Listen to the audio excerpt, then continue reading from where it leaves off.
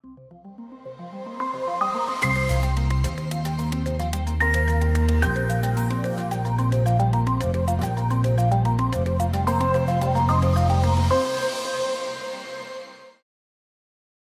кеңеш берүүсү назарыңыздарда. Бүгүнкү сүйлөшө турган темабыз тиш оорулары боюнча болот. Коногубуз врач-стоматолог Азатбек Жоробеков мырза. Ассаламу алейкум, Азат мырза. Кош келиңиз. Алейкум ассалам, чоң рахмат. Сизге ыраазычылык билдирели биринчи жамаатыбыздын атынан. Ушу убактыңызды бөлүп бизге келип бергениңизге. Угармандар менен көрүүчүлөр учурашып, өзүңүз жөнүндө бир маалымат берсеңиз кичине. Биринчи. Саламатсыздарбы, урматтуу угармандар. Менин атым Азатбек Жоробеков. Врач-стоматолог болуп 5 жылдан бери иштейм. Медакадемиядан бүткөм. Ошо пока что ушундай маалымат. Учурда каякта иштейсиз? Азыр Санмед клиникасында врач-стоматолог общий практики болуп иштейм. Качандан бери? Болгону бир топ болуп калды. Да, бир топ болуп калды. Клиника жөнүндө эмне айтып бере аласыз? Санмед мага иштеген ушу канча убакыттан бери иштеп жүргөнүн эң жакканы ал жерде көп врач иштегенде бири-бири менен кеңеш сурап, консилиум жасап, бирге дарыласа болот. Ошол аябай чоң жардам болот экен. Ар күнү пациенттер менен бирге иштегени, дарылаганы. Рахмат, Азат мырза. Урматтуу көрүүчүлөр жана угармандар, бүгүнкү темабызга байланыштуу сурооңуздар болсо, бизге жиберсеңиздер болот. Биз коногубуздан жооп алып бергенге аракет кылабыз. Номерибиз болсо экранга чыгат, ошол номерге жиберсеңиздер. Анда сизге биринчи суроо. Мына тиш дагы бул биздин бир мүчөбүзгө кирет да, туурабы? Туура. Кол бут сыяктуу эле. Канча убакытта мындай тазалап туруш керек стоматологко барып тишти? Бир жылда бир, 6 айда бир жолу, жарым жылда? Рахмат сурооңузга, аябай жакшы суроо. Ушул суроону көбү беришет. Биринчи баштасак үйдөгү тазалоодончу. Үйдөгү тазалоо, мисалы эртеңден тургандан кийин, анда ошону башынан баштап, эртеңден тургандан кийин кээ бирлерибиз турар менен бет кол жууп тишти окшо жуйбуз, а кээ бирибиз тамактангандан кийин, эртең мененки тамактан кийин жуйбуз. Ошонусу кайсысы туура болот анда? Аябай сонун суроо. Чынында экөөнүн тең айырмасы жок деп эсептесе болот. Айырмасы жок. Неге дегенде эртең менен бет колду жууп, эми ошого кошумча тишти жууп кетишет көбү. Эми кийин жана сүннөт боюнча бардык иштерди жасаганда бет колду жууп башташ керек деген сөз бар экен. Ооба. Бирок ошондой эле тамак, ар бир тамак жегенден кийин оозду чайкап жууп турса да жакшы болот. Неге дегенде бизге байкалбай эле ооздо билинбеген тамак аштардын калгандары калып кетет, тиштердин арасында тыгылып калат. Ошол биринчиси. Анан көп китептерде, телевизорлордо, рекламаларда күнүнө 2 жолу жуула деп айтышат. Эртеңден жана тамактангандан кийин жатаарда. Жатаарда. Ушул туура да негизи. Туура. Бирок сиз айттыңыз, ар бир тамактангандан кийин эле тазалап турса жакшы деп. Ал кичинекей бир гигиена. Мисалы эртең менен паста менен жуудук. Анан түшкү тамакты ичебиз да. Ошондон кийин паста менен жууш керекпи же жөн эле мындай башка жолдору барбы? Жана атайын тиш тазалаган жип деген бар, ошондо тазалап койсо жетиштүүбү же сөзсүз паста менен тазалаган жакшыракпы? Паста менен көп жуаш керек. Паста менен ал бир гана ошо тилдеги калган налеттөрдү жакшы чыгарат, жана тамактын жытын жакшы берет. Эгерде паста менен көп жууй турган болсо, ал эмальди кетирип салышы мүмкүн. Ошондуктан пастаны чынында мен оюмча күнүнө 1 жолу колдонсо болот, эртең менен эле. Калган убактарда кандай тазалаш керек? Калган убактарда ошо жана чайкаппы? Оозду чайкап, жана суу менен эле. Суу менен чайкап, же болбосо азыр эми мисвак деген нерсе бар, ошону чөтөккө салып батырып койсо, кийин тиштердин араларын кичине чукулап тазалап койсо, ошондо эчтеке калбайт да, жыт да калбайт, сезилбейт. Кийин жана ошондо пайдасы медицина исламга жакын, ислам медицинага жакын болуп, адам күнүнө 5 маал тарата алганда ооз чайкайбыз, оозду ар бир намаздын алдында дарата алганда. Эгерде адам 5 маал намаз окуса, кереги деле жок да, тамактан кийин чайкаштыңчы. Потому что 5 маал жуутпай дарата алгандан кийин жакшы. Жана кошумчалап кетсем, бир профессиональный чистка зубов деген бир процедура бар. Аябай пайдалуу, керектүү. Ошол процедураны ошондой эле китептерде, рекламаларда 6 ай сайын жазып турушат, кылып турганды совет беришет. Жана мен билип жүргөн суроомо жооп берип атасыз. Канча 6 ай сайын дедиңиз, 6 ай сайын. Бирок бул эми адамдын өзүнүн тиштерин караштууда балким керек деле эместир. 6 ай жасагандан кийин, балким 1 жылдан кийин жасаса болот. Бирок ошого карата ар 6 ай сайын зерикпей, уялбай стоматологко келип, сүйлөшүп, көрсөтүп коюш керек экен да. Көрсөтүп коюш керек. Тиштериңиздин акыбалы кандай деп, Ооба, стоматолог баардык тиштерди бирден жооп айтып берет. Алардын состояниясы кандай, эмне болот эгер тазалабаса, бир күнү сынып кетет деп түшүндүрүп берет. Бир күнү ичиндеги нерви ооруйт. Ошондо адам ошого даяр болуп туруп түшүнөт да, убактым келди, барып мен стоматологко жазылайын, дарылатайын деп. Паста боюнча сүйлөшүп калдык жана. Пастанын да түрлөрү көп да, туурабы? Алардын курамдарында ар кандай нерсе бар, туурабы? Кайсы бир пастаны өзгөчө белгилеп айта аласызбы? Пайдалуу деп. Мурун биз тааныган пасталардан Colgate болчу. Ал аябай даамдуу да, жана сулуу да болчу. Анда деле эч зыяны жок, бирок ошол пастаны көп колдонгондо ошол эмальди көп кетирет экен. Кичине биз эксперимент жасаган элек. Балким көп угушкандыр, бул реклама эмес. МВ компаниянын пастасы бар, Глистер дегенчи. Ошол аябай мыкты чыгып атат, пайдалуу чыгып атат. Анда пайдасы да ашказанга да бар экен. Ошол пастаны мен көбүнчө баардыгына сунуш кылам. Аябай жакшы жардам берет. Эгер адамдын тиш мүлкү канаса, ошондо жардам берет. Эгерде агарбай жүрө бергенде ошол паста менен жуганда кичине агарып калат. Андан башка да Spot деген паста бар. Ошо менен да көп колдонушат. Ал деп окшош Глистерге. Мүлк кандай нерсе дедиңиз да? Ошонун мүлк эмнеден улам канайт? Чынында тиш жугандан канап калат го? Канча ошол бир тиштеги маселелердин белгиси да канап калган, туурабы? Ооба. Ошол айтып берсеңиз. Бул деле бир кичине острый тема. Мен байкашым боюнча көбүнчө кыздар, боюнда бар кыздар кабарлашат да, ушинтип болгондугунчу. Төлөгөндөн кийин ушинтип мүлкүм канап баштады депчи. Бир жагынан да боюнда бар адам ал толук гормондору балага кетет экен деп, толук күчүчү, ошон үчүн эң слабый жери тиштерине кетет экен. Экинчиси канаганлыгы ал уже гигиенасы начар адамдарда, тишин тазалабай, ичиндеги калып кеткен тамак аштарды албай, жуубай, налет толо берип, катып калып, күчөйүп, кийин мүлктү түртүп баштайт ылдыйгачы. Ошондуктан мүлк ажырагандан кийин ар тийген сайын бир щетка менен же зубочистка менен канай берет. Ошондуктан кайрадан эле профессионалдык чистка тууралуу профессионалдык чисткага келип туруш керек ушундай адамдарга. Бирок бул менен бүтпөйт, мүлк канаганы. Ал жакта уже комплексный подход кылып жасап, витаминдерди ичип, майздарды коюп озго. Ар күнү специальный ополаскиватель менен чайкап, ушинтип кетирсе болот. Анан тиштин эң көп кезиккен оорусу бар, кариес. Эмнеден пайда болот? Бул жугуштуу.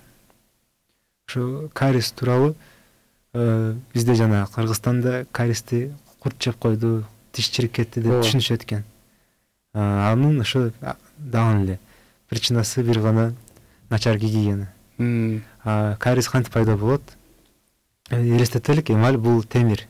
Темирге суу постоянно ар дайым тие берсе, темир чирип баштайт. Кечириңиз. Эмальден бул биздин тиштин эң сырткы катмары, Да, туура. Эмаль ошо тиштин сырткы бул ак болуп көрүнүп тургандыгы. Ошол тишке тамак жабышып, тамак тийип, ар дайым тие берсе, ал тамактын ичинде газировка, сладкий, ошолорду көп жеген адам, жана көп жебесе деле ошону жеп туруп кийин калып кеткенде алар тазалабай койгондо ошентип чиритип баштайт.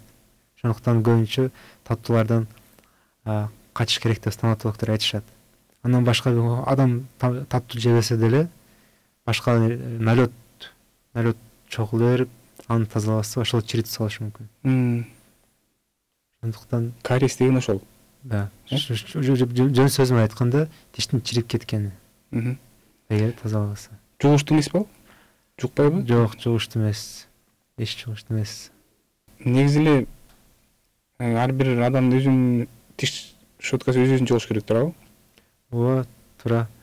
Потому что ар бир адамдын өзүнүн микробтору, эми ар бир адамдын микробтору бар. Бирөөсүндө көбүрөөк, бирөөсүндө азыраак.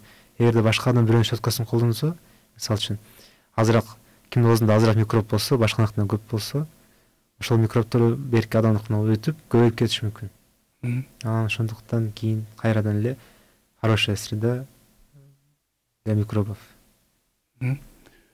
Жана боюнда бар келиндер жөнүндө бир аз айтып кеттиңиз. Боюнда бар келиндер кайсыл срокто тишин дарыласа болот? Же боюндорун биз таптак эле болбойбу? Көбүнчө мен гинекологдор кошпой эле коерейин. Ушу боюнда көбү даярданышат. Боюнда болгонучу жакшы болот деп алар өзүнүн тиштерин бир көрсөтүп, бир даярлаганычы. Анткени боюнда бар адамдарга рентген тартса болбойт. Потому что излучение берип калышы мүмкүн. Укол сайса болбойт. Неге дегенде уколдо адреналин бар, ал кан тамырларды кысып коюп туруп, балага тамак жетпей калышы мүмкүн. Ошондуктан боюнда бар мезгилден баштап 6 айга чейин көбү дарылабайт да, кичине болбойт. Да, күтүп турушат. Уже 6 ай өткөндөн кийин уколдорду сайып, рентген тартып, специальный защитный костюм менен баштайт. Бирок случайлар болуп турат. Айла жоктон алам тиши аябай ооротса, антип жок сиз дарылабайбыз деп айтпайт да. Анда уже маленький азыраак доза менен укол сайышат. Тиштин оорусун кетирген рентген тартпай эле уже опытный, тажрыйбалуу врачтар жасап, оорун кетирип, айыктырып коюшат. Жана тиш сууруда наркоз деп салган да? Кээ бир учурда общий наркоз бергенге да туура келеби тишти дарылаш үчүн? Ооба, общий наркоз. Кандай учурда мисалы? Общий наркоздун биринчи мен жактырган пайдасы, эми адам коркот аябай коркконунан, суранганынан кээде ушинтип общий наркоз колдонуп туруп, адам бейтап көзүн жумуп ачканда анын үчүн бардык процедура бүткөндүгү сезилет. Врач үчүн ал дегенде бейтап жатат, эчтекеден коркпой, эчтекеден кабатыр болбой. Врач үчүн бул жөнөкөй иштей болот, спокойно иштейт. Бирок андан башка экинчи учурлар уже общий состояниясына карата. Мисалы үчүн адамда ДЦП болсо, аутист болсо, же башка обезболивающий растворлорго аллергиясы бар болсо, общий наркоз колдонушат. Бирок аз учурда мындай случай аябай аз. Көбүнчө стоматологияда местный анестезия менен бардык манипуляциялар бүтүшөт. Тишти кандай учурда жуулганга туура келет? Негизи эле тишти өзүнүн эмне деп коебуз? Роднойду сактап калган жакшыраак болот да туурабы? Кандай болгон күндө да, бирок кандай учурда жуулганга туура келет? Көбүнчө адамдар тиштерин канап жүрө берет. Мен ана барам, мында барам депчи. Көбөйтүп алабыз ошентип. Көбөйтүп алып, ошентип кийин кайрылганда алар ойлойт тишти сактап калса болот депчи. Бирок ал тиш толук сынып кетти, мүлккө чейин, сөөгүккө чейин. Андай тиштерди сакташ аябай кыйын, неге дегенде коюлган искусственный коронкалар, пломбалар кармабайт. Ошондуктан бир гана вариант уже удаление болуп калат. Неге дегенде ал тиш тура берсе, ичине ошондой эле налеттин микроорганизмдери көбөйө берип, инфекцияны көбөйтүп, уже сөөгүккө кетирет воспаление. Андан башка дагы тишти баарыбыз билген азу тиштер бар. Ал уже 18 жаштан 25 жашка чейин чыга турган азу тиштер. Ошол тиштерди көбүнчө жулдурат, хоть даже здоровый болсо делечи. Неге дегенде алар кээде кыйшык чыгып баштайт. Өйдөгө. Жана акыл азу тиштер. Алар жанында тиштерди түртүп баштайт. Ошондуктан адамдар ооруну сезип баштайт. Биз стоматологдор аны мина деп коебуз. Минаны басканда жарылат го. Ал тиштер ошондой чыгып баштаганда оорутуп, жарылгандай сезимдер болот. Ошондуктан аны удалять эткени сунуш кылабыз. Урматтуу көрүүчүлөр жана угармандар, бизге сурооңуздар болсо жиберсеңиздер болот. 0708 10 41 60 0708 10 41 60 номерлерине жиберсеңиздер болот. Саламатсыздарбы? Тишимдин жанына эт өсүп жатат. Не кылыш керек деген суроо келиптир. Как раз азыр айтып кеткендей, ошо тиш сынып калат, эч убактыбыз болбойт, стоматологко кайрылганы. Ошо сынып калган тиштин жанына биздин мүлкүбүз жылып баштайт, анын үстүн жабып коет. Аларды стоматологко кайрылганда укол сайып, обезболивающий ошо менен кесип алып коюшат. Неге дегенде ал жаңы тиш койгондо мешать этет.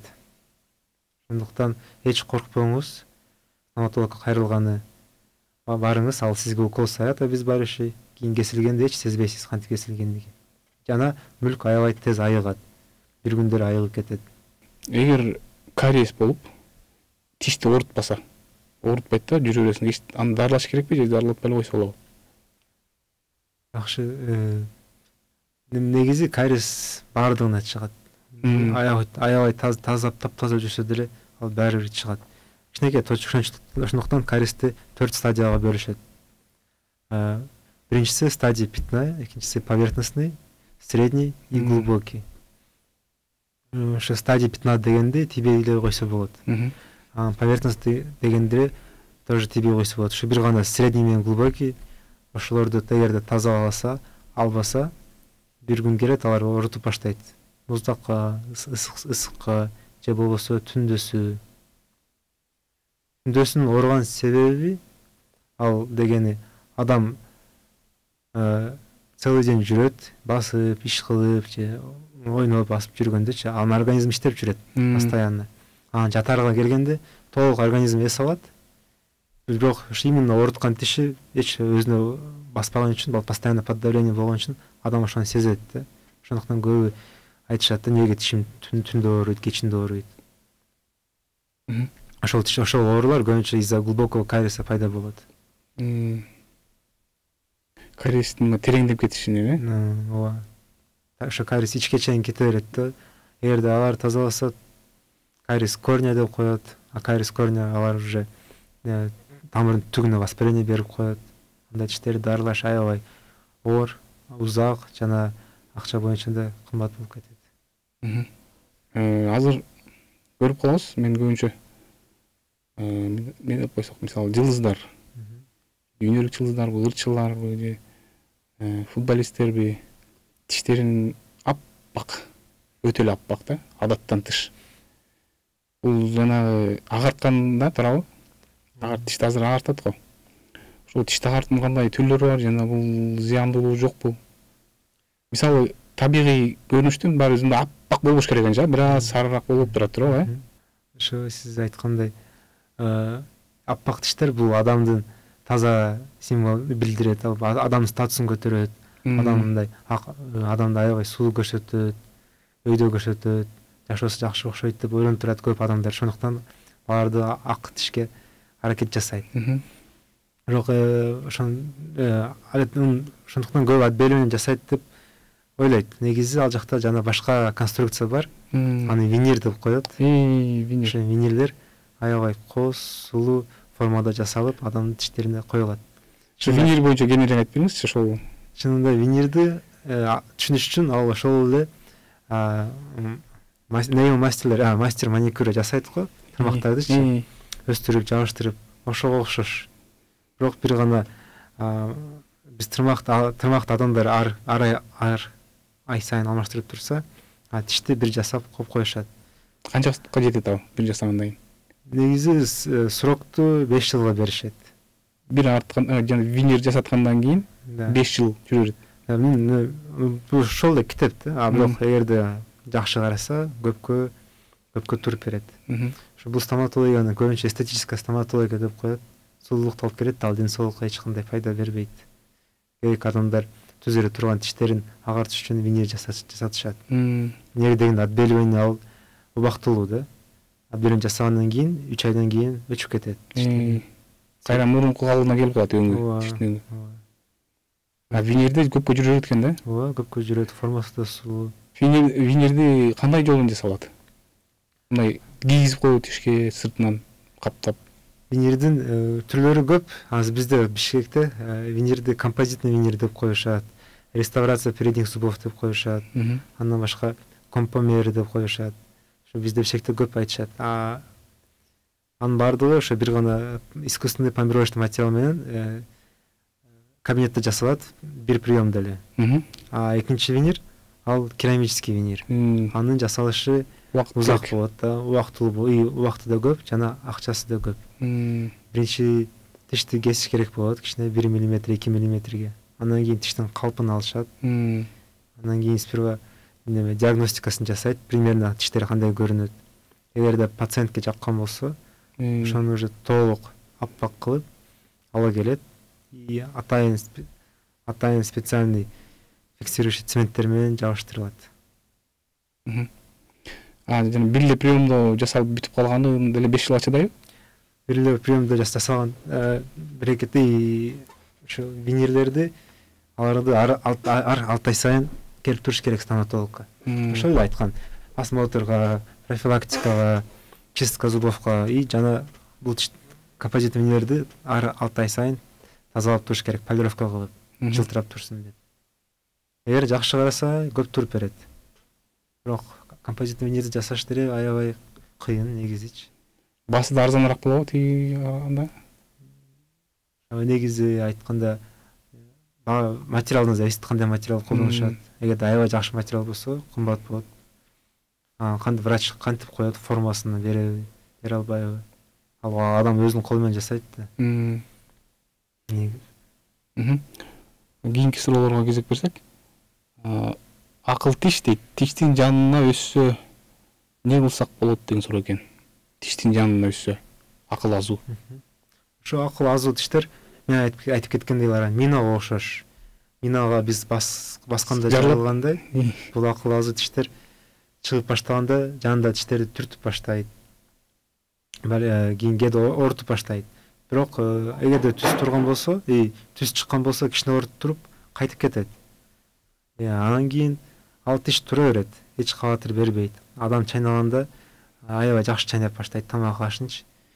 Бир минусу бар. Биз тишти щетка менен жууганда ошол акыл азуу тишке щетка жетпей калат. Же өзүбүз байкабай калабыз. И бул жерде башталат. Бул жерде уже башталат баягы мен айтып кеткен налет топтолмой, тамак аш топтолмой. Бул жер сезилбейт да, бул жерге тамак кирип калсачы. Ошол налет менен тамак калып кеткен тамактар тишти тез чиритет. И ал жакта тиш сынып баштайт. Ошондуктан адам оорууну сезгенде көп стоматологдор, 90% стоматологдор тишти удалениеге жөнөтүшөт. 10% ошо пациент туккан врачтар мейли сактап көрөлүк депчи. Жана тишти агартуу боюнча сүйлөшүп аттык эле. Жана мисвак колдонуп, ошону өзүм практикамда көргөм да, такай колдонуп жүргөн адам тиши агарган чын элечи, таза болчу. Анан пастаны колдонуп эле агарса болобу? Дайыма такай бир пастаны, жакшы пастаны колдонуп агарса тишти. Дагы эле бул реклама эмес. Бир паста бар өзгөчө, чынында эффекти аябай жакшы экен. Черный жемчуг деген паста. Ошол пастаны менин пациенттерим колдонгондо тиштери кыйла билинет да, ак болуп тургандыгычы. До и после деп бөлсө болот. Андан башка ошо мисвакты эгерде ар дайым колдонсо, анын чоң плюсу ошо налетти кетирип турат да. Биз күндө мисвакты канча жолу чыгарабыз, эгер колдонгон адам 5 жолу, 10 жолу, 20 жолу чыгарышы мүмкүн. Мисвак жумшак, ал мүрүктү эзбейт. Ошондуктан эч анын зыяны жок. Мисвактын да. Тиштин карайганы ошо топтолуп калган налетко ал ак болот да. Биз чай ичебиз, чай кара, кофе ичебиз. Мейли адам кофе ичпесе деле башка тамак жейт. Салат жейт, огурцы жейт, алардан цвет чыгат. Лагман жейт. Ошонун баардыгы налетко жабышат. Көбүнчө тиш налетко жабыштырып, кийин тишке сиңип кетет. Ошондуктан биз мисвакты колдонсок, постоянно налет кетирип турабыз, ошон үчүн эчтеке жабышпай калат да тишкечи. Ошо тамак аштар боюнча сүйлөштүк, айтып калдыңыз. Ошо кандай тамак аштар зыян тишибизге? Мисалы суусундуктарбы, жана газировкалар зыяны барбы тишке? Таттууларды айтып кеттиңиз, жана таттуу жакшы эмес тиштерге. Көбүнчө таттуу жаш балдарга жакшы эмес. Эмнеге дегенде жаш балдардын тиши аябай чувствительный. Алар аз жесе көп средний жесе деле тиштери тез чирип кетет. Ошондуктан жаш балдарга ошондуктан азыраак татуу беришет, өлчөмдө беришет. Эгерде чоң кишилер, эми чоң адамдар биз жей берсек болот. Бир гана жегенден кийин тазалап турсак. Эми ошондой айтып кеткенде, уунун азы дары болсо, дарынын көбү у болсо, ошондой эле эгерде биз көп газировка ичсек, тиштер өлөт. Азыраак ичсек, эми өзүбүздүн рахатыбыз үчүнчү, эчтеке болбойт. Ошондуктан эч коркпогула, бир гана көбөйтпөгүлө ичтичи. Газированный суусундукту ичкен. Анан кээ бир учурларда тиштер жылышып кетет, мындай ордунан жылып кыйшыйып, ушул эмне себептеринен болот же жанагы кээ бирде жаңгактарды деле тиш жүзүнөн чыгып салабыз, оозго салып туруп. Ошондорланбы же башка себептери барбы? Да, себептери жаш кезден башталат. Жаш кезинде бизде кандай баланын тиши дагы өсөт. Жулуп сала берде көп атына ушинтип айтышат. Анан эрте жулунган тиштер бунун чоң минусу кийинки чыга турган тишке да ал түз чыкпай кыйшайып чыгып кетет башка тарапка. Тим орду бош болуп калат да, суруп алдырып койгон тиштин орду бош болуп, тура. Ошо чыгып калган тишти жанында тиштер кыйшайып кетет, берки келечекте чыга турган тиш башка тараптан чыгып кетет. Андан башка кээ жаш балдар эле соска эмешти жакшы көрүшөт. Соскасын алып койгондо бармагын эмешти жакшы көрүшөт. Ошондойдо тиштер жылып кетет, ачылып кетет. Открытый прикус деп коет. Жана уже көп айтышат да, мурун менин тиштерим түз болчу, кийин эле кыйшайып кетти, ортодо тиштерим эмнеге андай болду депчи. Анын себеби ошол эле акыл азуу тиштер. Алар чыгып баштаганда чекеден түртүп баштайт баардык тиштерди. Ошондуктан ортодо тиштер батпаган үчүн кыйшайып баштайт. Жана бул жерде кайрадан эле совет ошон үчүн акыл азуу тиштерди сурдурутуш керек деп айтат. Кээ бир учурда тиштери мындай сезгич болуп калат. Сезгич болуп, мисалы, муздак кичине муздак тийсе деле, зырылдап, ысык тийсе делечи. Ушул эмнеден улам болот? Биринчи причина кээбирибиз уктаганыбызда же жөн турганыбызда байкабай тиштерибизди менен ойноп баштайбыз. Оңго солго жылдырып. Тишиздүү? Да, мынтип. Эмне? Ошо нервный тик, стресс, депрессия болгондойчу. Да. Кээ бирде уктап атканда кычыратат го тишин тиштеп, Ал жакта деле алды уже психологически аны өзгөртүш кыйын. Ушинтип кычыраганда тиштердин биз айтып кеткен эмар сырткы келбети азайып баштайт. Азайганда эмардын тиштин ичинде дентин деген слой бар. Ошого жетип калат. Ал слойго ошондук уже муздак суу тиге, ысык суу тиге тиш сезимтал болуп калат да, сезип калат. Ошондуктан ушундай учурду кантип жапса болот дегенде каппа тагышат. Съемный каппа тиштерди өлтүрбөш үчүн. Бирок ар дайым каппа тагыш керек болобу деген суроо болгондо, ал жерде уже башка манипуляциялар бар. Ошондуктан ушундай суроолор болсо, уялбай стоматологко барып, кайрылып бир текшертип алыш керек. Жана уже андан башка үчүнчүсү возрастная стираемость деп коет. Убакыт өткөн сайын эми тиш вечный эмес да. Ар бир нерсе бузулат, жейилет. Ошондуктан тиштери жейилип башталып, ачылып калат. Аларга уже коронка коюлат. Бизге кийинки суроо келип калыптыр. Тиш жуулугандан кийин, андан кийин сөзсүз салдырыш керекпи же 2 же 3 айдан кийин салдырсам жылып кетпейби тишим дейт. Дагы эле ошо эгерде китепке кайрылсак, китепте после удаления 2 жумадан кийин мүлк айыгат. Анын 3-чү жумасында тиш салдырып башташ керек деп сунуш беришет. Бирок баардык адамдын организми өзгөчө. Бирөөнүкү эрте өсөт, бирөөнүкү кеч өсөт. Ошол факторду караш керек. Ошондуктан байкаш боюнча 2-3 айда тиш жылып кетпейт. Бирок тиш 6 айдан кийин жылып баштайт. Ошондуктан 6 айга жеткизбей салыш керек. Ордуна тиш салып койгон оң болот. Эгерде салбаса, жылып кеткен тиштер орду жабып коет, башка антагонист тиши кирип кетет ошол жака. Ошондо уже ыңгайсыз болот да, дарыгерге да тишти жасаган жана пациентке да тишти жасаткан. Кээ бирде тубаса деп коебуз, тиштерибиз башкачараак болуп калат, кандай эсеге ошо? Тубаса дегенде төрөлгөндөн баштап эле тиши кийин эмес, төрөлгөндө ошондой жаратылышынан. Мына кыйшагыраак болушу мүмкүн. Ошолорду азыр брекет менен түзөлүп жүрөт азыр, брекеттин кандай түрлөрү бар? Сапаттуу, сапасыз болуп бөлүнөбү? Эмнеден жасалат брекеттер? Брекеттин азыр аябай күчү көп. Мурун брекеттер эстейсизби, убагында аябай кымбат болчу. Окусаңыз, брекеттен адамды байдын баласы деп ойлойт элек.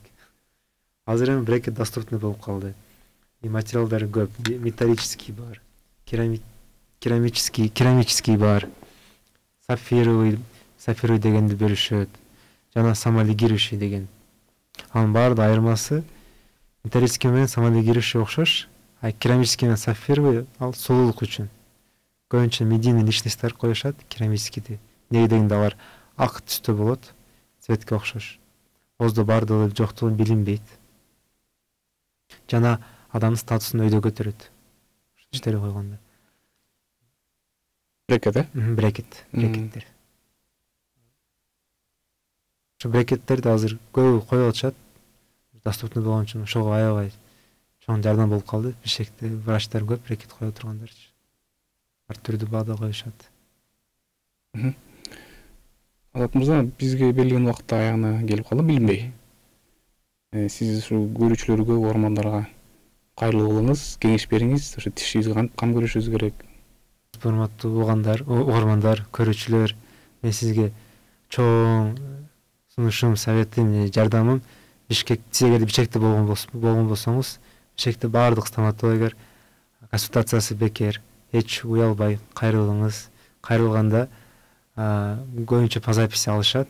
Запись боюнча барып болгон суроолоруңузду уялбай бериңиз. Неге дегенде бизде Кыргызстанда уялышат экен. Айтыш берсе айтыштанчы, капа кылып койбойн депчи. Эч уялбаңыз. Бул биздин ишибиз, сиздерге жардам бергени, сизге маалымат бергени. Эгерде сиз маалыматка ээ болсоңуз, ошондо өзүңүзгө да пайда болот, жана стоматологко да пайда болот. Ошондуктан всегда биз ар дайым даярбыз. Жардам бергени. Ошону тишке кантип кам көрөбүз, ошол боюнча айтып кетсеңиз, мисалы. Бир күндө мынча жуугула дегендей. Жыйынтыктоо да, бүгүнкү берүүбүз жыйынтыктоо иретиндемир. Күнүнө зерикпей эки жол болсо да бир жол, эртең менен жетишпей калсаңар жууганы обязательно кечинде жууш керек. Кечинде жууса эң пайдалуу экен, байкашым боюнча. Эч жууганы зерикпегиле, озду чайкаганы зерикпегиле, өзүңөр үчүн байкабай, билинбей бул привычка аябай пайдалуу болот. Жана чынын айтканда көп нерсени экономдойт да, нервиңизди, убактыңызды, акчаңызды, тиштерди аябай жакшы кармайт. Орусча айткандай, все гениальное просто. Эгерде мурун адамдар кантип жашачу, бунун баардык медицинский аппаратура, инструмент, лекарстволор жок болгондо ушинтип эле тазалап коюп, дарактын бутактары менен озду чайкап коюп. Вот все хорошее это забытое прошлое. Ошондуктан эч зерикпегиле, жакшы привычканы чыгарып алгыла. Паста менен бир күнү жок дегенде бир жолу жууш керек экен, сөзсүз, бир күнүн ичинде, бир суткада деп коелу, бир сутканын ичинде. Калган учурда тамактангандан кийин сөзсүз чайкап койсок жакшы болот экен, Бизде көбү чайкабай коюшат. Шашып кетип калышыпчы. Шашып да эртең менен жубай деп койгондар да бар экен. Эч көрдүңүзбү, уялбай кайрылсаңыздар, ушинтип биз сунуштап, аракет кылып, андай привычканы жоготуп, жаңы привычкага жасатканы жардам беребиз. Эми сизге кайрылыш үчүн каяка барыш керек? Мен клиника медцентр Сеннамедде иштейм, интегративдик медицина болуп. Даректерди айтып кетиңиз. Дарылайт. Ар күнү дем алышсыз 8:30-дан 6-га чейин биз ал жерде иштейбиз. Ар дайым даярбыз. Сизди кабыл алганы 15-июнга чейин азыр бизде консультациялар бекер. Андан кийин уже платный болуп калат. Неге? ага неме неге дегенде төлөнгөн убакытка биз билим алабыз, кийин алган билимди туура колдонуп баштайбыз. Даректеңиз кандай? Биздин дарегибиз Садырбаева 369, экинчи этаж, 22 кабинет. Рахмат Азат мырза. Сизге келип бизге убактыңыз бул эфирге келип бергениңизге жакшы кеңештерди бердиңиз. Угарман көрүүчүлөрүбүзгө пайдалуу болду деп үмүттөнөбүз. Сизге өзүңүзгө да ден соолук каалайбыз. Ишиңизде ийгиликтер болсун. Урматтуу көрүүчүлөр жана угармандар, бизге берилген убакыт аягына келип калды. Бүгүн бизде конокто врач-стоматолог Азат Жоробеков мырза болду. Кийинки эфирлерден жолукканча сак саламат болуңуздар. Ассаламу алейкум.